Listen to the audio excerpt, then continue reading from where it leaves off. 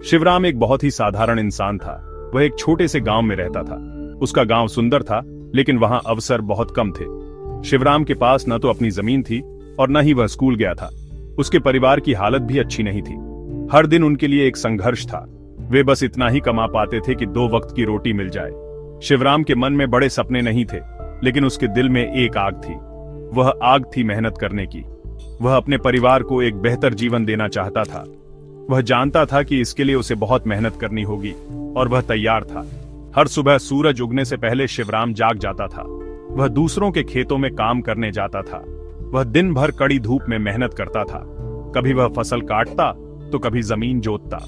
शाम को जब वह घर लौटता तो उसका शरीर थक कर चूर हो जाता था, लेकिन उसके चेहरे पर कभी शिकन नहीं होती थी। उसे अपने परिवार के साथ बैठकर खाना खाने में खुशी मिलती थी।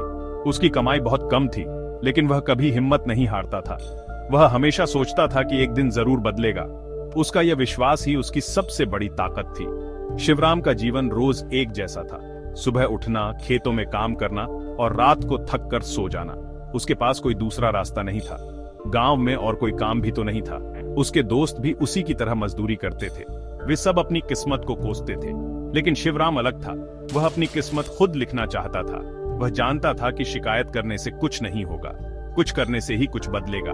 उसके अंदर की इच्छा शक्ति उसे रोज नई ताकत देती थी। वह हर दिन पहले से ज्यादा मेहनत करता था। एक दिन काम करते करते शिवराम ने सोचा, क्या मैं पूरी जिंदगी ऐसे ही मेहनत करता रहूंगा? क्या मेरे बच्चों का भविष्य भी यही होगा? ये सवाल उसके मन में घर कर गया।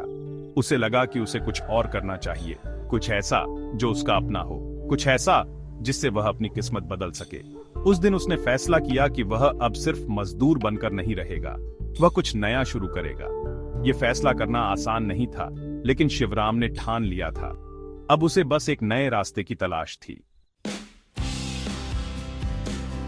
शिवराम ने बहुत सोचा, वह क्या कर सकता है? उसके पास ज्यादा पैसे नहीं थे, उसे कोई बड़ा काम भी नहीं आता था। फिर उसके मन में एक विचार आया, हमारे गांव में ताजी सब्जियां नहीं मिलती, लोगों को सब्जी खरीदने के लिए शहर जाना पड़ता है। क्यों ना मैं गांव में ही सब्जी बेचने का काम शुरू करूं? यह विचार उसे बहुत अच्छा लगा। उसने तय किया कि वह शहर की मंडी से सब्जियां लाएगा और अपने गांव में बेचेगा। यह एक छोटा सा कदम था, लेकिन शिवराम के लिए यह एक नई शुरुआत थी। उसने अपनी थोड़ी सी बचत इस काम में लगा दी।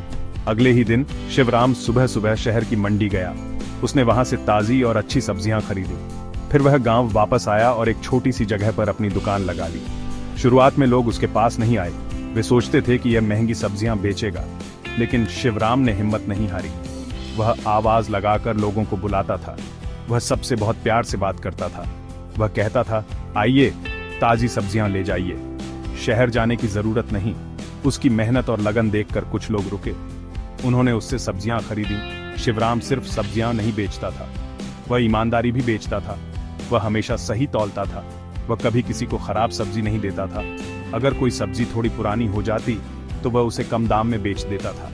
उसकी यही ईमानदारी लोगों को पसंद आने लगी। जो लोग एक बार उससे सब्जी खरीदते, वे दोबारा उसी के पास आते।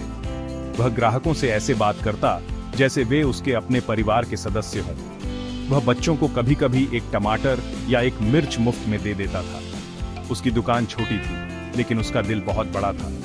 धीरे धीरे शिवराम की दुकान चलने लगी। अब गांव के ज्यादातर लोग उसी से सब्जियां खरीदने लगे। उन्हें अब शहर नहीं जाना पड़ता था। इससे उनका समय और पैसा दोनों बचता था। वे शिवराम से बहुत खुश थे। शिवराम भी बहुत खुश था। उसकी मेहनत रंग ला रही थी। अब वह खेतों में मजदूरी नहीं करता था। उसका अपना काम था। वह अब एक व्यापारी था। यह उसके लिए एक बहुत बड़ा बदलाव था। वह हर दिन भगवान का शुक्रिया अदा करता और ज्यादा मेहनत करने का प्रण लेता। समय बीतता गया।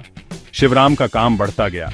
अब सिर्फ उसके गांव के लोग ही नहीं, बल्कि आसपास के गांवों के लोग भी उससे सब्जियां खरीदने आने लगे।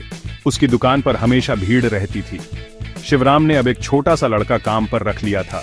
वह अकेला सब कुछ नहीं संभाल पाता था।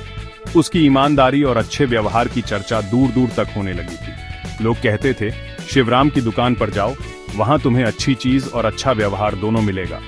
यह सुनकर शिवराम को बहुत गर्व होता था। उसने साबित कर दिया था कि ईमानदारी से भी व्यापार किया जा सकता है। अब शिवराम की दोस्ती शहर के बड़े सब्जी व्यापारियों से हो गई थी। वे उसे अच्छी गुणवत्ता वाली सब्जियां कम दाम पर देने लगे थे। वे शिवराम पर भरोसा करते थे। वे जानते थे कि शिवराम एक ईमानदार आदमी है। कभी कभी शिवराम के पास पैसे कम होते तो वे उसे उधार में भी माल दे देते थे। ये शिवराम के विश्वास की जीत थी। उसने अपनी मेहनत और सच्चाई से लोगों का दिल जीत लिया था। अब वह सिर्फ एक छोटा सब्जी वाला नहीं था, वह एक सम्मानित व्यापारी बन गया था जिस पर सब भरोसा करते थे। शिवराम ने अपने व्यापार को और बढ़ाने का सोचा। उसने देखा कि गांव में शादी ब्याह या दूसरे कार्यक्रमों के लिए लोगों को बहुत सारी सब्जियों की जरूरत पड़ती है। उन्हें इसके लिए शहर जाना पड़ता है। शिवराम ने यह सेवा भी शुरू कर दी। अब वह कार्यक्रमों के लिए सब्जियों के बड़े बड़े ऑर्डर लेने लगा। वह समय पर और अच्छी गुणवत्ता वाली सब्जियां पहुंचाता था। इससे लोगों को बहुत सुविधा हो गई। शिवराम का नाम और भी प्रसिद्ध हो गया।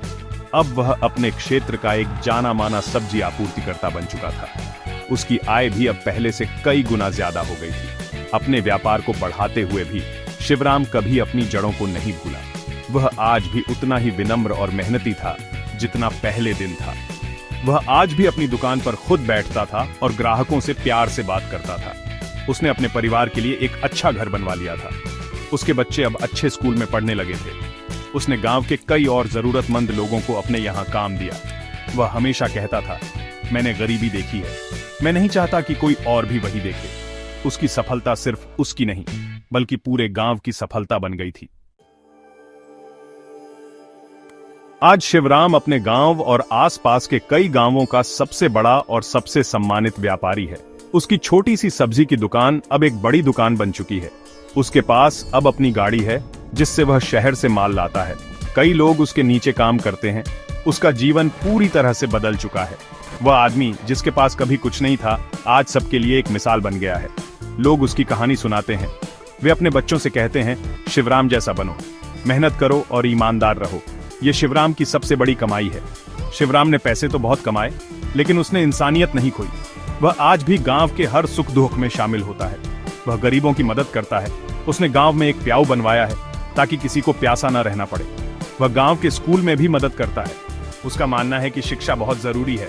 वह नहीं चाहता कि गांव का कोई भी बच्चा उसकी तरह अनपढ़ रह जाए।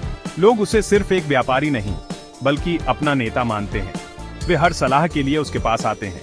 उसका सम्मान ही उसकी असली दौलत है। शिवराम की कहानी हमें क्या सिखाती है? यह कहानी हमें सिखाती है कि परिस्थितियां कैसी भी हों, हमें कभी हार नहीं माननी चाहिए। अगर हमारे अंदर मेहनत करने का जज्बा और इच्छा शक्ति है तो हम कुछ भी हासिल कर सकते हैं। शिवराम के पास न तो शिक्षा थी, न पैसा और न ही कोई बड़ा सपना।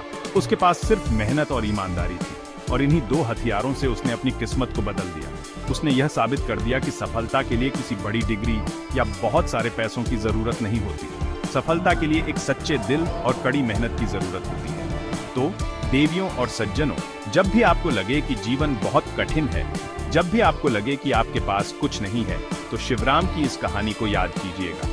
यह कहानी हमें प्रेरणा देती है। यह हमें बताती है कि हर रात के बाद सुबह होती है। संघर्ष के बाद सफलता जरूर मिलती है। बस जरूरत है अटूट विश्वास और लगातार मेहनत करने की। शिवराम की तरह आप भी अपनी कहानी खुद लिख सकते हैं। आप भी अपनी मेहनत और ईमानदारी से अपने सपनों को सच कर सकते हैं, क्योंकि कोशिश करने वालों की कभी हार नहीं होती।